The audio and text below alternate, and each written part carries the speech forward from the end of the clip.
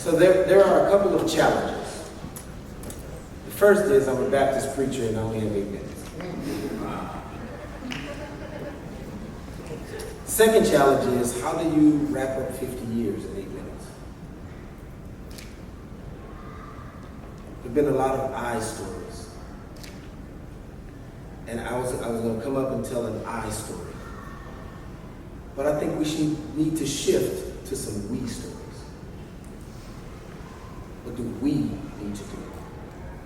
We've learned a lot of lessons in the last 50 years. We learned how to move from let them play to the safest place to play. Because the world changed.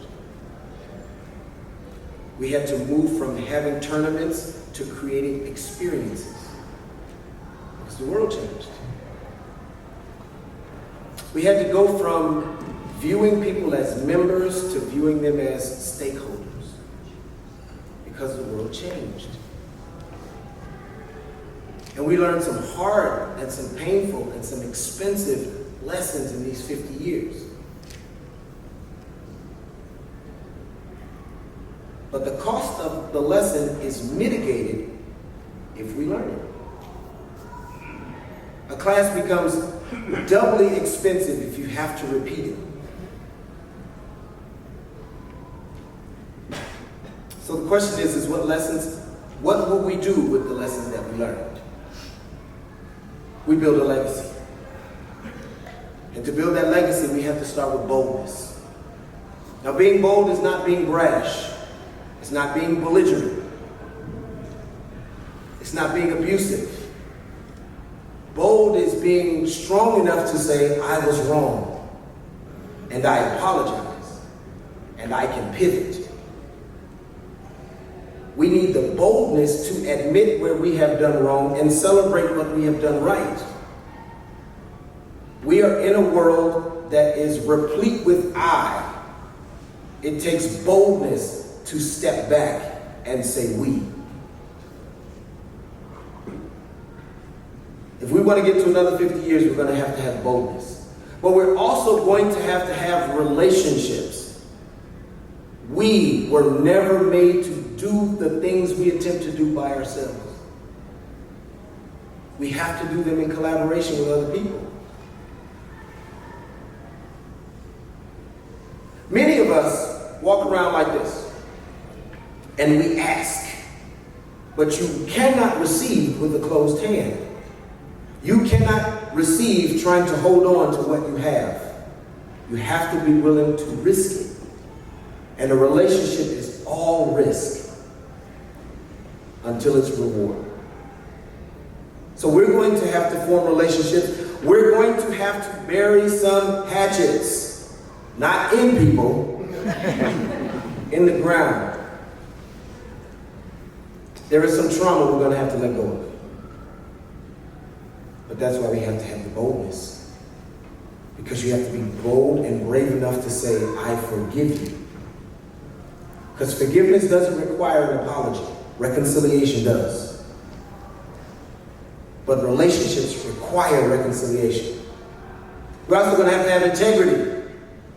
Your yes is going to have to be yes, and your no is going to have to be no. We are going to have to do exactly what we said we'll do. We're going to have to be who we said we will be. Because once your character is broken, you cannot reform it. Oh, but everything can be redeemed. You cannot unthrow a rock that you have thrown. You can try to mitigate the damage, but you can't make a second first impression. So we're going to have to be who we say we are. Then we're going to have some competitiveness. We stand on the shoulder of giants. They didn't fight with equipment on. They was out there in tank tops and flip-flops. The first time I watched a video from 85 Worlds, and I watched Patrice Remarque, who is the hardest kicking human who ever was birthed out of a woman, kick a man in his neck, and that man's neck didn't break. And I said, y'all were different. But it was the competitiveness. The desire to be number one was drilled into me by my grandmaster. And he didn't say it, he lived it. The first week I got to Howard University, I was in the 4th row of students. The first 2 rows were black belts. I came to learn that the first row were legends. And we were not allowed to speak to black belts. So white belts had to speak to yellow belts, we had to speak to green. So to go to the bathroom took like 25 minutes because you had to wait for somebody to go and ask. But when you got to them, they would call you out and say, come on, fight with me. Why do these people want to beat up on me? They don't. They want to instill in you a competitiveness because the world is competitive. We are doing our descendants and our offspring a disservice by removing competition from their lives. You must learn how to win. And so as an organization, we've got to be competitive. But we've also got to be kind. We've got to have kindness. Now, many people conflate kindness with niceness. Kindness is of a good or a benevolent disposition. Benevolent just means you're kind to other people. You want to look out for the best interests of others. Niceness deals with pleasing people. And so it's better for us to be kind than to be nice. Because in an attempt to please people, you will play yourself. Lastly, we're going to need service. This book that I read a lot, it has a word called love in it. And the Greek word that is used is agape. And it is the self-sacrificing kind of love. In this book that I read, a man said, no greater love has a person than he be willing to lay down his life for someone else. When will you serve and how far will you go to serve? The measurement of our greatness will be directly proportional to the measurement of our service for the next 50 years. If we serve and we love and we give and we sow, we will reap a bountiful harvest. That 20 years from now, they'll be the OG, triple OGs, standing up talking about, man, we remember when we were inspired, our first time. Now, if you know me, you know that I love acronyms. And so I just gave you an acronym. What's the B? Boldness. So only CJ's listening. Okay, I see. Let's go. Nah, let's see. I'm disrespectful. Okay. What's the R? They say respect. I ain't say nothing about no respect. That'll make me go off on y'all. Relationships. So only Olympians can hear. Then we need I. What's the I? Integrity. Integrity. That's you. You know. Then we need C. Competitiveness. Then we need what? Kindness. Then we need what? Service. What is that? Bricks. So there's a story that we read when we were children. It was about some creatures who were on the run. And the first creature built a house, but he built it out of straw. Because straw is easy, straw is laying around, and you don't have to really work hard to get straw. So he invited everybody into his house. Be careful whose house you go into, because it was a house made of straw. So when the danger came, the house blew away. And then there was another one of these creatures who built a house out of wood. Now wood is also around, but you have to do a modicum of work. Did a little bit of work, do a house together. We ran in to be safe.